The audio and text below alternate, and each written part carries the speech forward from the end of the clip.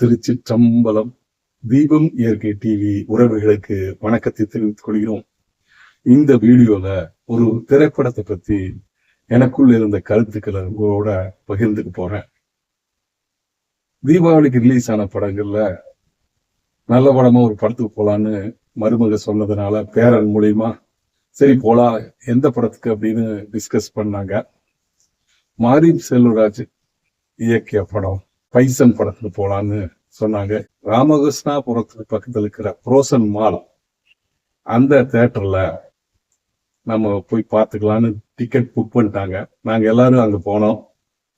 Evening 4:30 ஷோக்கு book பண்ண சொல்லியிருந்தோம்.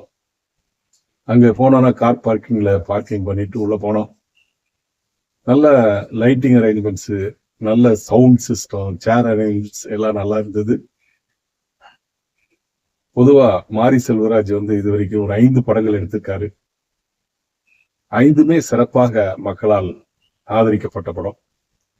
சரி, இது எப்படி எடுத்திருக்கான்னு படத்தை அவளோட பார்க்க போனோம். புரோசன் மால் மிகப்பெரிய ஒரு மால். அங்க தியேட்டர் வசதி இருக்கு, கார் பார்க்கிங் வசதி இருக்கு. நாங்க ஒரு 4:25க்கு அங்க போய் சேர்ந்தோம். 4:30 மணிக்கு படம் போட்டுருவாங்க. வேகமா செகண்ட் ஃப்ளோர்ல இருக்கிற ஐநாக்ஸ் தியேட்டருக்கு போனோம். நல்ல சேர் அமைப்பு இருந்தது, லைட்டிங் அரேஞ்ச்மெண்ட்ஸ் இருந்தது. அதை விட குறிப்பா சவுண்ட் சிஸ்டம் நல்லா இருந்தது. படத்தை பார்க்கலாங்க. To the screen, so the ability for your ad to be watched is more enhanced. I feel PVR does a fantastic job in that experience that they create with the sheer number of chains and screens to the pin code level targeting. படம் ஆரம்பிச்சதுமே மாரி செல்வராஜோட இயக்கங்கிறது அருமையா கண்டுபிடிச்சலாம். 2-3 ஷாட்லயே பழைய காலத்து தூர்தர்ஷன்ல news டிவியில பாக்குற மாதிரி India Pakistan match kabaddi match நடக்கிற மாதிரி पाकिस्तान के साथ खेलेंगे तो कबड्डी ही खेलेंगे, तो अच्छा प्लेयर खेलना जरूरी है सर. हमको कबड्डी खेलने के लिए सिर्फ अच्छा प्लेयर चाहिए सर. कितना अच्छा खेलेगा सर. அந்த கபடி மேட்ச்ல நம்ம கிராமத்து இளைஞர் பங்கெடுத்துக்கு போறாரா அப்படின்னு அவளோட பாக்குற மாதிரி ஜப்பான் வரை ஊட்டிட்டு போயிட்டு நம்ம கிட்டான ஒரு மேட்சையும் ஆட விடல. நம்ம தமிழ்நாட்டுக்காரர் தானே கேப்டன், ஒரு மேட்சுக்கு ஆட விட்டானே. நீ வேணாலும் பாரு, ஒரு நாளும் இவனை யாரும் விட மாட்டாங்க. எல்லா பயிலும் மம்மாத்து தான். கிட்டா ஜப்பானுக்கு போனதே வேஸ்ட். அந்த கிராமத்து இளைஞன் தன்னுடைய சிந்தனையில அங்கிருந்த பிளாஷ்பேக் போறாரு. இதைய இயக்குனர் ஒவ்வொரு சீன்லயுமே அதைய சொல்றாரு. அதைத்தான் நம்ம இப்ப பார்க்க போறோம். கிராமத்து பள்ளிக்கூடத்துல காலையில மாணவர்கள்லாம் பிரேயர் நடத்துறாங்க. அப்போ தமிழ்தாய் வாழ்த்து ஒலித்து கொண்டிருக்கிறது.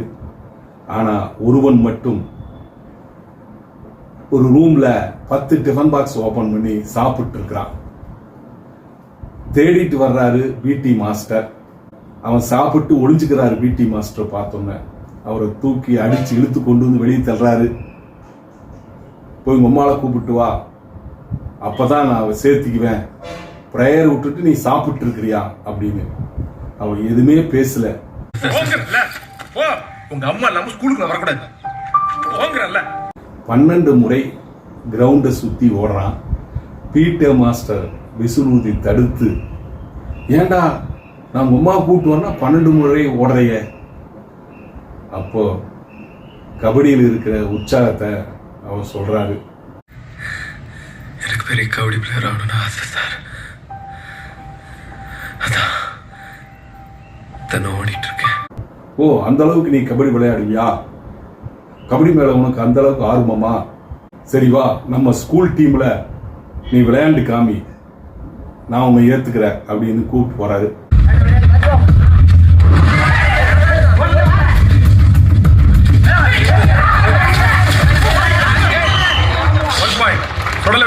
சூப்பர். 5 முறை ரைடு, அதாவது கபடியில பாடிட்டு போறாங்கல்ல, அத 5 முறை பாட வைக்கிறாரு. அந்த டீம் எல்லாம் சேர்ந்து 7 பேர் இருக்கிற டீம் இவனை அவுட் பண்ண முடியுதான்னு பார்க்க வைக்கிறாங்க. ஒவ்வொரு முறையும் ஆல் அவுட் பண்ணிட்டு வராரு. 5வது முறை 5வது ரைடு, கடைசி ரைடு என்ன விட்டாதீங்களா கேட்டா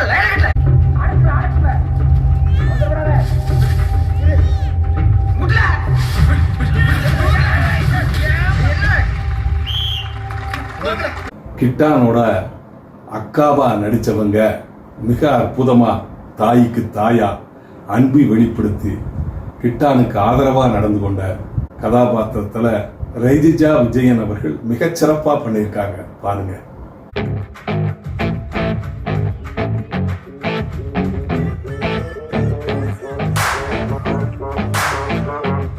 கிட்டானா துருவ் விக்ரம், நம்ம விக்ரமோட சன் நடிச்சிருக்காங்க. மீன் குட்டிக்கு நீந்தவா கற்றுக் கொடுக்கணும்.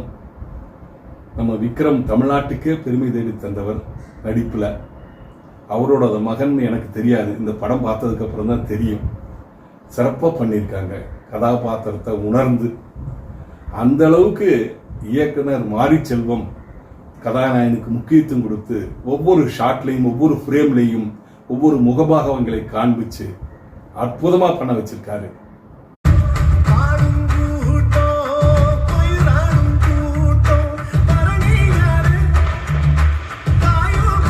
அந்த கிராமத்துல தாழ்த்தப்பட்ட குடும்பத்துல பிறந்ததா நம்ம துருவ் அவர்களை காமிச்சிருக்காங்க.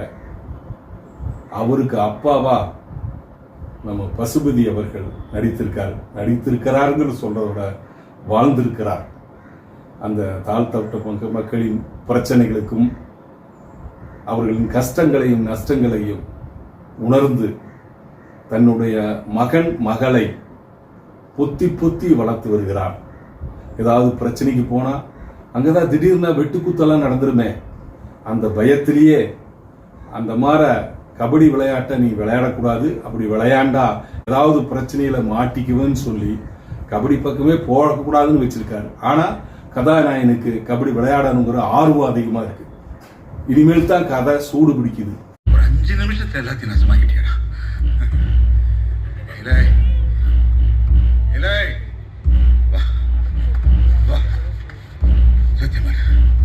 சத்தியமாட்டல கபடி மயிரின் கடந்து அலைய மாட்டேன்னு சத்தியமண்ணு.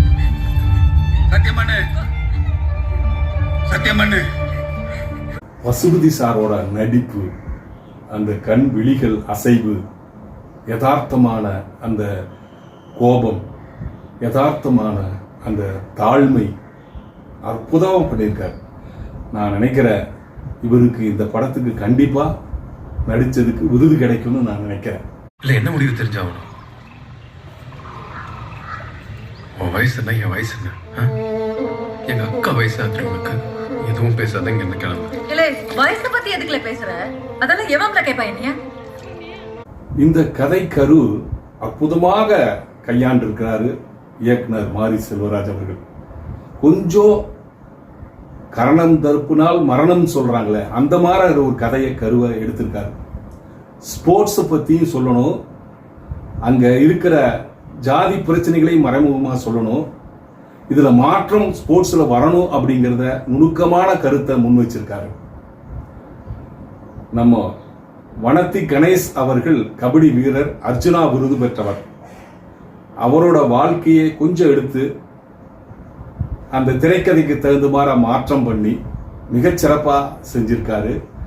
இயக்குனர் மாரி செல்வராஜ் அவர்கள் 5 படங்கள் எடுத்திருக்கிறார். 1 பரியேறும் பெருமாள், கர்ணன், மாமன்னர், வாளை, பைசன், காளை மாடு. அவ்வளவும் சிறப்பான கிராமிய நுணுக்கங்கள் நிறைந்த ஒரு திரைப்படங்களாக வெளிவந்திருக்கிறது. நகர வாழ்க்கை சம்பந்தமில்லாத படமாக வெளிவந்திருக்கிறது. ஏனென்றால் ஒவ்வொரு கதாபாத்திரமும் அவர் உணர்ந்து அதை நோக்கி பயணம் செய்வதால் அற்புதமாக படம் வந்திருக்கிறது. கிராமத்து வீட்டில் சீன் பை சீன் அந்த பொருட்கள் அமைகிறதாகட்டும், அந்த கூரை வீடாகட்டும், பொருட்கள் வைத்திருக்கிறதாகட்டும், எல்லாமே ஏழ்மையை பறைசாற்றும் விதமாக அமைந்திருக்கிறது. மாரி செல்வராஜ் ஒவ்வொரு ஷாட் பை ஷாட் உணர்ந்து ரசித்து கதையோட ஒன்றி எடுத்திருக்காரு. அதே மாதிரி இசையும் பாட்டும் அப்படியே கதையோட உணர்ந்து நம்மை அந்த கிராமத்துக்கே எடுத்து செல்கிறது. ஏடி ஓ வயசு நாம வயசு நடி லட்டடி புடிச்சிருக்கு உனக்கு.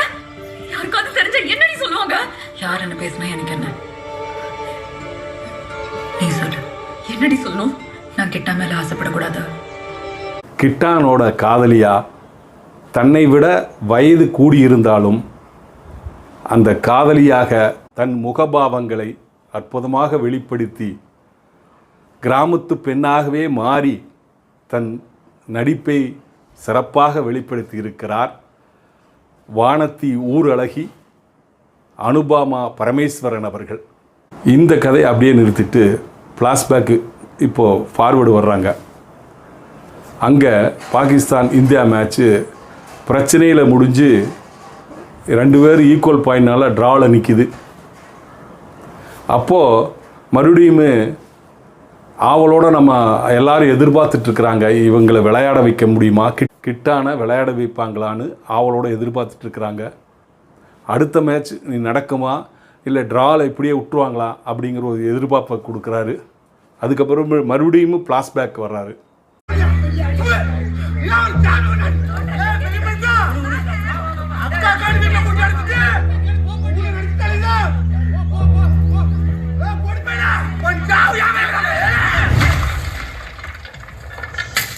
அந்த ஊர்லேயே கிட்டானோட வேறு ஜாதிக்காரனாக இருந்து சிபாரிசுக்கு வந்த பிடி மாஸ்டரையும் அடித்து கிட்டான வம்பு கிழுத்து உதைக்கிற வேலையை மிக சிறப்பாக அற்புதமாக நடித்து காமிச்சிருக்காரு இந்த படத்தில் உதவிய இயக்குனராக இருக்கிற வள்ளிநாயகம் அவர்கள்.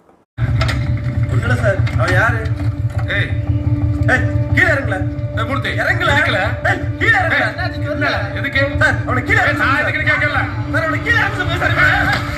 கிட்டானுக்கு கபடினா உசுறு, கபடி விளையாடணுங்கிறது.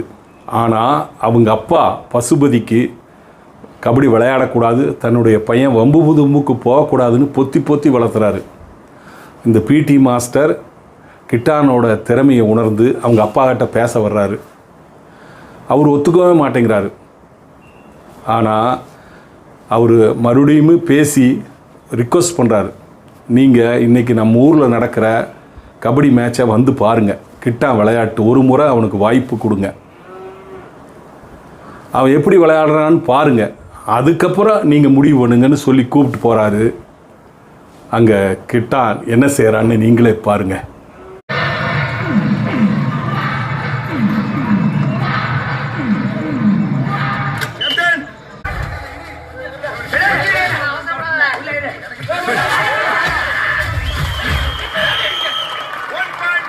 ரத்தத்திலேயே ஊறி போயிருக்கணும் கபடிங்கிற விளையாட்டை இப்படி படம் எடுக்கிறதுக்கு.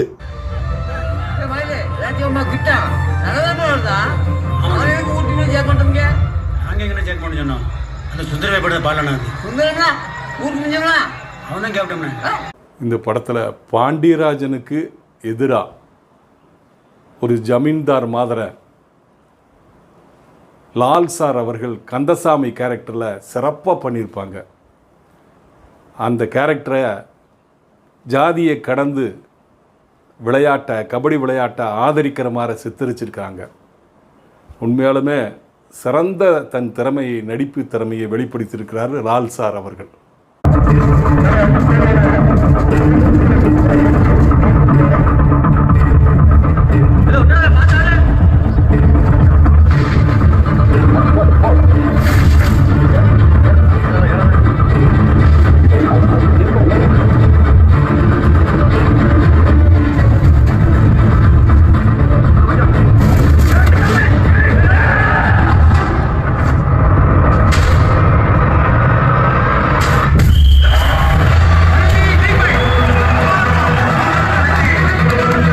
பண்ணையார் கந்தசாமியா நடிக்கிற லாலு சார் மிகச்சிறந்த நடிப்பை வெளிப்படுத்தியிருக்காரு. இயக்குனரும் அவருக்கு முக்கியத்துவம் கொடுத்துருக்காரு. அவரு அந்த மிகவும் பிற்படுத்தப்பட்ட ஜாதியில் இருந்து திறமையாக விளையாடுற அந்த வனத்தி கிட்டான விளையாட்டை பார்த்துட்டு தன்னுடைய டீம்லேயே சேர்த்திக்கிறாரு. தன்னுடைய டீமில் சேர்த்தது மட்டும் இல்லாமல் அவர் கூட சாப்பிட்றது எல்லாமே பண்ணுறாரு.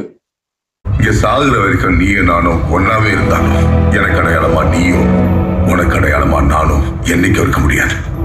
ஏன்னா நீ எல்லாம் பிறக்கிறதுக்கு முன்னாடியே இங்க அந்த அளவுக்கு ஒரு பகை வளர்ந்துருச்சு. அவரு ஒரு சூழ்நிலையில அவர் நீ இங்கே என்னோட டீமுக்கு விளையாட வேண்டாம், நீ அங்கே போய் அவங்க கூட விளையாண்டு நல்லா உயரத்துக்கு வா, விளையாட்டுக்கு முக்கியத்துவம் கொடுன்னு வாழ்த்தி அனுப்புகிறாரு. இங்கே தான் நாம் யோசிக்கணும் நம்ம இயக்குனர் மாரி செல்வராஜோட நோக்கத்தை. ஜாதிக்கு அவர் முக்கியத்துவம் கொடுக்குறவராக இருந்தால் வேற மாதிரி அவர் டைலாக் எழுதியிருப்பார். ஆனால் இந்த மாதிரி தாழ்ந்த ஜாதி உயர்ந்த ஜாதின்னு விளையாட்டில் பார்க்காம முன்னாடி இருக்கிறவங்கெல்லாம் அதை உணர்ந்து செயல்படணுங்கிற கருத்தை இதில் முன்வைக்கிறார். அவங்களுக்கும் ஆட்டம் ரொம்ப பிடிக்குமா? அங்க போய் விளையாடு. எனக்கு என்னமோ நீ இந்த கபடியில இன்னும் ரொம்ப தூரம் போவேன்னு தோணுது. அதனால யோசிக்காம போயிடு. அப்புறம் முக்கியமான ஒரு விஷயம், இனிமே நீ என்ன பார்க்க வரக்கூடாது. நாம 2 பேரும் பார்க்கறது இதுவே கடைசியா இருக்கட்டும். நீ கபடி வீரனா எங்கேயாவது போய் ஜெயிச்சா அது போதுன்ற எனக்கு. பாண்டியராஜனா நடிக்கிற இயக்குனர் அமீர் சார், அவரு அந்த கிட்டானோட காதலியை அவங்க அண்ணனுக்கு கிட்டான் கூட காதல் பண்ணுறது பிடிக்காம அவனுக்கு திருமணம் செய்ய மாட்டேன்னு சொல்லிட்டு உடனடியாக வேறொரு மாப்பிள்ளை பார்த்து கல்யாண ஏற்பாடெல்லாம் பண்ணிடுவார். பாண்டியராஜன் தலைமையிலே அவர் தாலி எடுத்து கொடுத்து நடத்துகிற மாதிரி அவரை வர சொல்லியிருப்பார். அப்போ ஆக்ட் பண்ணுவார். பாருங்க எவ்வளவு சிறப்பாக இருக்குன்னு பாருங்க. நீ சும்மா சொல்றல, நீ சொல்லுத. இல்லைண்ணா, அவன் வேற ஒரு பையனை விரும்புறான். அவன் எங்க ஊர் பையன்தான், எங்க சொந்தக்கார பையன்தான். அவனுக்கு கொடுக்க கூடாதுன்னு அவசர அவசரமா இந்த கல்யாணத்தை பண்றாங்கண்ணா. யாரு? எவ்வளவு தைரியம் தான் ஏம்னாலே கை நீட்டு முட்டாம வேலை. இந்த கேரக்டருக்கும் இயக்குனர் மாரி செல்வராஜ் எப்படி கொடுத்துருக்காரு பாருங்க. காதலிக்கிறதுனால, திறமையான விளையாட்டு வீரராக இருக்கிறதுனால, அந்த பொண்ணு விரும்புகிறதுனால நீ அவருக்கு தான் கல்யாணம் பண்ணி கொடுக்கணும், ஏன் இப்படி பண்ணுறீங்கன்னு சொல்லி கடிஞ்சிக்கிறாரு, அடிக்கிறார். ஸோ இந்த 2 கேரக்டரையுமே மிகச்சிறப்பாக கையாண்டிருக்கிறாரு நம்ம இயக்குனர் மாரி செல்வராஜ் அவர்கள். அது பத்தாடே உனக்கு. இங்கே என்னை மாதிரி வேலையை உடைக்கிறது மட்டும் திமிரு இல்லை, யாருமே வேலை போட முடியாத ஒசரத்து ஒருத்த போறான் பாரு, அதுவும் திமிருதாம. பிச்சைக்கார போயிடலாம், பிச்சைக்காரன். நாங்க எவ்வளவு சொன்னோம்னே அவன் கேட்கவே மாட்டேதாம. என்னது கேட்க மாட்டேங்கானா? இல்லை தம்பி, நான் சொல்றேன், இங்க கேட்டுதான் ஆகணும். என்னைக்கு அந்த பையன் இந்த ஊருக்கு வர்றானோ அன்னைக்கு தான் இவன் கல்யாணம். அந்த கிட்டான் தான் இவன் மாப்பிள்ள. சுந்தர் இதுல தான் ஏட்டி கூட்டி பண்ணலான்னு. இதில் 80-90 உண்மையான கபடி விளையாட்டு பிளேயர்களை உபயோகப்படுத்தி விளையாடி இருக்காரு நம்ம மாரி செல்வராஜ். அவர் ஒரு சிறந்த கபடி விளையாட்டு பிளேயராக இருந்ததுனால தான் இந்த மாதிரி ஒவ்வொரு ஷாட்டும், எந்த விளையாட்டு வீரர் ரெய்டு போனால் அவர் எப்படி டைவ் அடித்து வெளியே வர்றாரு அப்படிங்கிறத அந்த ஆங்கிள் பார்த்து கரெக்டாக வச்சு அவ்வளோ அருமையாக தத்துரூபமாக கபடியை காமிச்சிருக்காரு. நானும் ஒரு காலத்தில் ஃபுட்பாலும் கபடியும் விளையாண்டு பிளேயராக இருந்தனால அது உணர முடியுது. நாங்கள்லாம் ஏங்குவோம், ஏன்னா கிரிக்கெட்டு தான் முதன்மையான விளையாட்டு, எல்லாம் ரசித்து பார்ப்பாங்க. இந்த கபடியும் ஃபுட்பாலும் அவ்வளோக்கு ரசிக்க மாட்டாங்க. இதையே நாம் வெளியே கொண்டு வரணும்னு நம்மலாம் நினச்சோம். அந்த செயலை நம்ம இயக்குனர் மாரி செல்வராஜ் செஞ்சிருக்காரு. தமிழ் திரைப்படத்திற்கு கிடைத்த நுணுக்கமான இயக்குனர்களில் ஒருவர் மாரி செல்வராஜ். நான் உங்களுக்கு சொன்னது மிக குறுகிய அளவில் தான் சொல்லியிருக்கேன். இன்னும் பல சீன்கள், பல ஷாட்டுகள்லாம் அந்த தேட்டரில் போய் மிக பிரம்மாண்டமாக பார்த்தா தான் நல்லாயிருக்கும். அதனால் அவசியம் அனைவரும் தேட்டருக்கு போங்க, இந்த படத்தை பார்த்து ரசிங்க, கைதட்டுங்க, விளையாட்டை ஊக்கி வைங்க. இயக்குனர் மாரி செல்வராஜோட குழு ஒவ்வொருத்தரும் இன்வால்மெண்ட் பண்ணி இந்த படத்தை தொகுத்து நமக்கு கொடுத்துருக்குறாங்க. அவ்வளோ அருமையாக ஒவ்வொருத்தரும் செயல்பட்டதுனால தான் இந்தளவுக்கு அவுட்புட் கிடச்சிருக்குது. இந்த மாதிரி படங்களை நாம் ஆதரவு கொடுக்கணும், அதுவும் தேட்டரில் போய் பார்க்கணும். அப்போ தான் இதனுடைய முழு மகத்துவம் நமக்கு உணர முடியும். அந்த இசைக்கும், அந்த பாட்டுக்கும், அந்த சீனுக்கும், அந்த ஷாட்டுக்கும் எவ்வளோ அற்புதமான படமாக இது அமைஞ்சிருக்குது. அதனால் நேயர்களே, நீங்கள் இந்த சினிமாவை நேரடியாக உங்கள் ஊரில் இருக்கிற தியேட்டருக்கு போய் பார்த்து ஆதரவு கொடுங்கள்.